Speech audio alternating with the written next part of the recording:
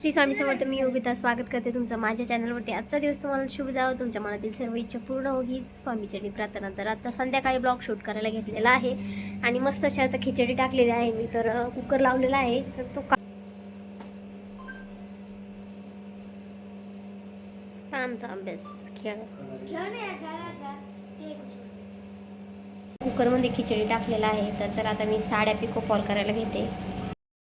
तर आता ना घरी असताना तर असे काही शिलाईचे जे कामं आहे थोडेफार पिको फॉलचे ते आहे. तर मशीन 2 in 1 आहे माझी. पिको विथ म्हणजे फॉल पण आहे आणि शिलाईची पण आहे. तर आता ही साडी आहे ना, म्हणजे जी आहे ना त्यामुळं म्हणजे तिची दोन्हीकडून जी डिझाईन आहे ती सारखी होती. तर ती माझ्याकडनं तिला आहे ना फॉल जो आहे तो म्हणजे वेगळ्या साईडनी जोडला गेला होता घाई गडबडीमध्ये. तर कधी कधी अशा पण चुका होतात टेलर असला ना. तर काय प्रत्येक काम आपण परफेक्ट करू नाही शकत. तर कोणतंही असो चूक ही होतेच आणि चुकातूनच माणूस शिकत असतो. मग मला त्या ताईंनी सांगितलं की साडीला फॉल उलटा लागलेला आहे. त्यांनी टिपा वगैरे त्यांनीच उसवून दिल्या होत्या. मी फक्त मग आहे ना त्याला वरतून जे आहे ते जोडून घेतला आणि मग हातशिलाई वगैरे करून दिली. तर आहे ना ती साडी खूप दिवसाची येऊन पडली होती, म्हणजे महिना झाला असेल. पण एका साडीसाठी मशीन खोलायची हे करायची तर मी काय केलीच नाही. मग आहे ना 2-3 साड्या आल्यानंतर आहे ना जी आहे ती पिको म्हणजे फॉल आहे लावायला घेतली. आणि आता लग्न सराई चालू होईल ना, तर इकडून पुढं म्हणजे मी काही जास्त काही काम जास्त करत नाही बरं का, म्हणजे सांगायचं ते खरं. तर जेवढं म्हणजे माझा दिवसाचा रोज सुटेल ना इतपत केलं तरी ओके होतं. घरी असलं की असे जे छोटे मोठे कामं आहे पिको फॉल ब्लाऊज असं मी करत असते. आणि इथं अहो बसले होते शेजारी. तर त्यांचंही म्हणजे मुलींचा अभ्यास पण चालतो आणि सगळं जे काही आहे ते स्वयंपाक पण चालतो आणि सगळीकडे लक्ष राहतं. तर तुम्हाला मी सांगितलंच होतं दुकानात मी वस्तू आणणार आहे, पण आता त्याचा मुहूर्त कधी लागतो ते मला काही माहीत नाही. तर कधी पण आहे ना माणसाला आहे ना म्हणजे कोणत्याही गोष्टीनं आपण जज करतो की हा असाच आहे, तो तसाच आहे, हा असाच वागतो, तो तसाच वागतो. पण कधी-कधी ना त्याच्यामागचं त्याचं उद्दिष्ट पण वेगळं असू शकतो. पण आपलं समजण्याचा दृष्टिकोन वेगळा असू शकतो. तर चला त्याविषयीच मी तुम्हाला आज एक छोटीशी गोष्ट सांगते.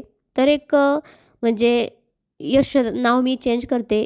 यशोदा नावाची आई होती. म्हणजे तिचा जे पती आहे, तिचा मुलगा 5 वर्षाचा असतानाच एक्सपायर झाले होते. ही स्टोरी मी एका ठिकाणी वाचलेली आहे, तर ती तुम्हाला मी सांगते. एक्सपायर झाले होते. मुलाचं नाव हेमंत होतं. त्यांनी मोलमजुरी करून, धुणं-भांडे करून मुलाला खूप मोठं शिक्षण दिलं. इंजिनिअरिंगच्या पदवीपर्यंत शिकवलं. आणि मुलगा मोठा झाला तर एक दिवस तो आईला म्हटला, "आई, मला आता बाहेर देशात जावं लागेल शिक्षणासाठी आणि त्याच्यामुळं तुला आता तर मी कोणा नातेवाईकाकडे तुला ठेवू शकत नाही. तर तुला आहे ना, मी वृद्धाश्रमात ठेवतो आणि तिथून आल्यानंतर मी तुला घ्यायला येईल. तर मला तिथं किती दिवस लागता येईल सांगता येत नाही. 1 वर्ष लागेल, 2 वर्ष लागतं की लवकर येईल किंवा लेट येईल. तर तू तिथं जा." तर आई म्हटली, "बरं बाबा." आईचं जीव का असा विसवत होता, कारण तुम्हाला माहीतच आहे आपण आपल्या मुलांना तळहाताच्या फोडाप्रमाणे जपत असतो आणि आता एवढं जपल्यानंतर मुलगा लांब पाठवायचं म्हटल्यावर कोणत्याही आईचं जे आहे ते काळीचं पिळवटतच. तर त्या म्हटल्या, "बरं बाबा ठीक आहे, जा तू." आणि तो गेल्यानंतर आहे ना, मग त्या वृद्धाश्रमात गेल्या. तिथं त्या मुलांनी त्यांना सोडून दिलं. आता तुम्हाला माहीतच आहे आपल्याकडं लोकं पायी चालू देत नाही आणि घोड्यावर पण बसून देत नाही. तसंच काहीतरी त्यांच्याकडं झालं. जे आजूबाजूचे त्यांच्या साथीतले होते ते म्हणत होते, "मुलगा कशाचं शिकायला गेला आहे, त्याला हिचा कंटाळा आला असेल, तिकडे एखादा संबंध बघितला असेल." आणि आता तुम्हाला माहिती आहे का लोकं आहे ना, काय बोलतील त्याचा विचारच करू शकत नाही आपण. वेगवेगळे म्हणजे ना त्यांच्या मनात येतील ते बोलतात किंवा नाही त्याने तिकडं त्याला म्हणजे काही नोकरीस लागली असेल, याला हिला न्यायची लाज वाटत असेल, असंच तिकडं स्थायिक झाला असेल, असं तसं भरपूर काही बोलत होते. तीही बिचारी जे आहे ते दिवस काढत होती. कधीतरी त्याचा फोन येत होता, कधीतरी ही त्याला करायची.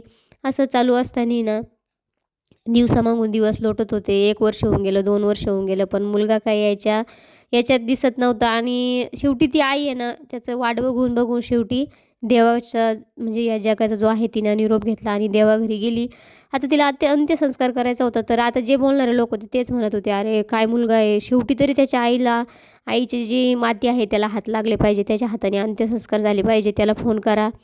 तेव्हा जे तिथले आश्रमाचे ट्रस्टी आहे ना, ते तिथं आले आणि ते म्हणाले, की त्यांचा मुलगा जाऊन म्हणजे 1.5-1 वर्ष झालेला आहे आणि आता तो या जगात नाही आहे, तर त्याच्यामुळं त्यांना अंतिम संस्कार आपणच करणार आहोत. तर सर्व जे आहे ते आश्चर्यचकित झाले, की असं कसं काय झालं? कारण तो तर बाहेर देशात होता, असं तसं. तर ते जे तिथले ट्रस्टीचे ते मालक आहेत ते म्हणाले, की ज्या 2-3 वर्षापूर्वी म्हणजे यांना जोही कॉल यायचा तो मी करायचो. त्यांचा मुलगा म्हणून मी त्यांच्याशी बोलत होतो. कारण त्यांचा जो मुलगा आहे तो त्याला ब्लड कॅन्सर होता आणि त्याला डॉक्टरांनी सांगितलं होतं की तू काहीच दिवसाचा सोबती आहे आणि त्याच्यामुळे आहे ना आणि त्याला वाटलं की आपल्याला आईला झुरून आपण झुरताना बघू नये म्हणून त्याने आधीच आईला आश्रमात ठेवलं होतं आणि स्वतः मात्र खूप वेदना सहन करून त्याने जगाचा निरोप आहे तो घेतला होता. तर अशा पद्धतीने ना आपल्याला डोळ्याचा आणि कानाचा अंतर असतो. तर कधीतरी कोणातरी विषयी बोलताना ना विचार करून बोलत जा. खूप दिवसानंतर आता आपण आपली सवारी निघालेली आहे मळ्यामध्ये. तर मळ्यातलं पीक कसं आहे ते तुम्हाला मी दाखवते. तर चला आता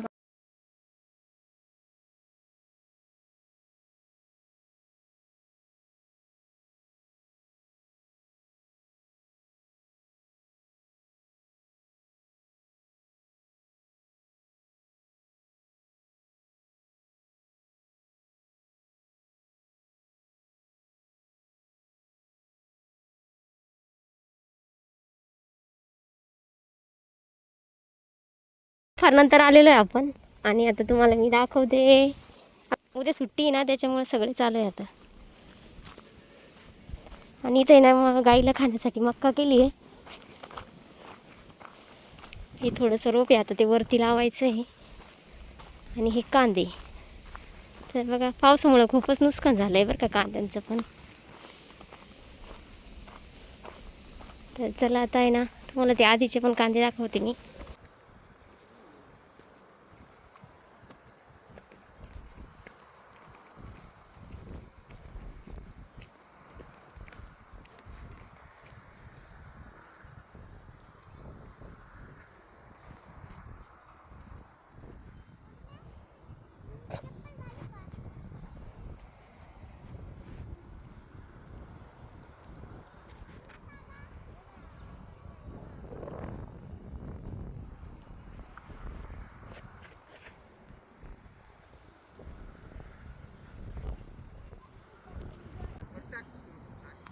तर आता मी पुढचं जे आहे ते कंटिन्यू करते. तर आपण कोणाविषयी काही पण जज करतो, तो असाच आहे, तो तसाच आहे, तो याला बघत नाही, त्याला असं करत नाही. तर आहे ना प्रत्येकाच्या मागं काहीतरी कारणं असतील किंवा ज्याचा त्याचा प्रश्न आहे. तर आता हे लोकच कधी सापडतील सांगता येत नाही. आपण लोकं म्हणतो पण ही लोकं कोण आहे हेच काही कळत नाही आहे. तर बघा आता मस्त असं आहे ना दिवाळीनंतर जे आहे ते पहिल्यांदा जे आहे ते मळ्यामध्ये गेले होते. तर कांदे ते ना खूप गवत होतं. पण मी 2 ते 3 दिवस माहेरी होते. तर जे कांदे आहेत त्याला आधी ना इतकं गवत होतं पण नंतर गोल मारलं त्यातल्या त्यात काही म्हणजे सासूबाईंनी त्यांनी निंदले होते तर काही राहिले होते. तर मग आहे ना दीड ते 2 दिवसात एवढं पण आता निंदून झालं होतं. नेक्स्ट व्हिडिओ मी टाकेलच. तर बघा आता इकडं काही गवत नव्हतं. जे जास्त गवताचं होतं ना ते झालेलं होतं. तर इथं फक्त असं म्हणजे कुठंतरी एखादं गवत होतं ते काढायचं काम चालू होतं. तर मी तेच म्हणते ज्याच्या त्याच्या घरात ज्याचं त्याचं ओके चालू असतं. पण काही नाही ना दुसऱ्याच्या घरात जे आहे ते म्हणजे जे आहे ना तोंड खुपसायची सवय असते की याच्या इथं काय चालू आहे, यांचं असंच का बरं चालू आहे, हे असेच का बरं करत्या. आता म्हणजे ना लोकांना ना कोणाचं जर चांगलं चालू असेल ना तेही आवडत नाही आणि वाईट चालू असेल तेही त्यांना जे आहे ते डोळ्यांना चांगलं दिसत नाही. तर माझं एकच आहे की ज्याचे त्याचं जीवन ज्याच्या त्याच्या पद्धतीने जगत असतं. तर आपण आहे ना आपल्याला माहीत नसेल तर काहीही निकष लावू नये असं मला तरी वाटतं. तर चला तुम्हाला आजची स्टोरी कशी वाटली आणि तुमच्यावर यावर काय मत आहे ते मला कमेंट करून सांगा. तर आता शाळेतून आल्यानंतर मी आहे ना ब्लाऊज वगैरे शिवून ते तुम्हाला दाखवलं होतं आधीच आणि त्या ज्या साड्या होत्या त्या पिको फॉल झाल्या होत्या. तर मला काही जण म्हणतात की तू दिवसभर काय काम करते घरात कसं करमतं. तर माझा दिवस आहे ना मी काय वाया घालवत नाही. माझ्या पद्धतीने मला जसं होईल तसं मी काम करतच असते. तर मला कोणी सांगेल आणि मग मी करेल. माझा संसार आहे मला कळतं की मी कितपत माझा हातभार माझ्या जे घराला आहे तो लागला पाहिजे आणि कोणाचा संसार कोणाला कळत नाही असं नसतं आणि कोणी सांगेल तरच असं करेल. आत्ताच्या जमान्यामध्ये म्हणजे कानालाच काही सांगायची गरज नसते. ज्याच्या त्याचा मतलबापुरतं कळत असतं. तर इथं आता मग संध्याकाळची वेळ झाली होती मस्त आणि कांदे ना बऱ्यापैकी पिवळे पडले होते कारण त्याचे पाणी जेवढं चालू होतं ना आता इतके दिवस पाऊस चालू होता आता ऊन पडायला लागला आहे आणि पाऊस ऊन त्याच्यामुळे ते कांद्याचं जे आहे ना असे काही ठिकाणी पिवळे पडून आहे ना जागीच असे जे आहे ते खाली पडत आहे. तर बघा इथे ना जिथं पातळ असलं ना तिथं खाली बसून घेते आणि जास्त गवत असेल तर मग जे जास्त कांदे दाट असेल ना तर तिथं मग काय बसायचं काम नसतं. तर हे कांदे निघणं एवढंच अवघड असतं बाबा कारण पाय जे आहे ना इतके दुखतं ना प्रमाणाच्या बाहेर. तर याच्यानंतर दुसऱ्या दिवशी तर मी म्हणजे प्रमाणाच्या इतकं डोकं दुखतं माझं या उन्हाने, काय होतं आहे काय माहिती मला. तर नक्कीच दवाखान्यात जाऊन बघावं लागेल नेमकी काय प्रॉब्लेम होतो मला उन्हामुळं. कारण याच्या आधी मला कधी असा काही त्रास होत नव्हता. पण आता कसं आहे ना, उन्हात गेलं की माझं डोकं जास्त दुखायला लागतं. तर काय भानगडे काय सवयीचं म्हणायला गेलं तर असं काही नाही आहे, की बऱ्यापैकी मला सवय आहे. पण आता एवढं जास्त आहे ना, म्हणजे जे आहे ते उन्हामुळं मला जास्तच त्रास होतो. आता बऱ्यापैकी निंदायचं झालेलं आहे. आता अजून थोडंसंच एवढ्या 2 तर आता एवढ्या उद्या जे आहे ते निंदायचं आहे. गवत नाही आहे एवढं. पावसामुळं बघा कांदे किती खराब झालेले दिसत असेल तुम्हाला. तर आता थोडीशी शेपूची भाजी घेऊ. आपण लावलेल्या मिरच्या पण तुम्हाला दाखवते. आणि आता मग घरी निघूया आपण. मस्त संध्याकाळचं वातावरण झालं आहे. आपण लावलेले जे झाडं होते ना मिरच्यांचे, त्याला मस्त अशी फुलं लागलेली आहे. बऱ्यापैकी मिरच्या झालेल्या आहे, जास्त काही नाही आहे पण थोड्याशाच आहे. तर आता घरी घेण्यासाठी मी ही शेपूची भाजी जी आहे ती घेते. आपल्या आरूला खूप आवडते ही शेपूची भाजी. तर बघा अशी जर घेतली ना पुन्हा येते ती घेण्यासाठी. आणि पुन्हा याला म्हणजे कुठल्याही प्रकारचं जे औषध वगैरे आहे ते मारलेलं नाही आहे. तर खाण्यासाठीही छान लागते. याच्या आधी मी तुम्हाला दाखवलं होतं की आपलं जे पपईचं झाड आहे त्याला किती छान असे पपई आलेले आहे. बघू शकता तुम्ही किती मोठे मोठे झालेले आहेत त्या. बापरे, हे बघा एवढं आहे ना, तर पाणी भरायची गरज नाही. त्याच्यामुळे विहीर तुडुंबाशा भरलेले आहे. पाणी पण भरपूर आहे यावर्षी, तर पाण्याचं काही टेन्शन नाही आहे. बघू शकता तुम्ही. आणि हे आपले मक्काचे कांदे आहे जे आपण आधी लावलेले होते ते. तर बघा खूप छान अशी लागवड झालेली आहे आणि गवत पण झालेलं आहे. आता ते जे आहे ते निंदण्यासाठी आलेले आहे. तर चला आता आपलं लसूण कसं उतरलं तोही तुम्हाला दाखवते.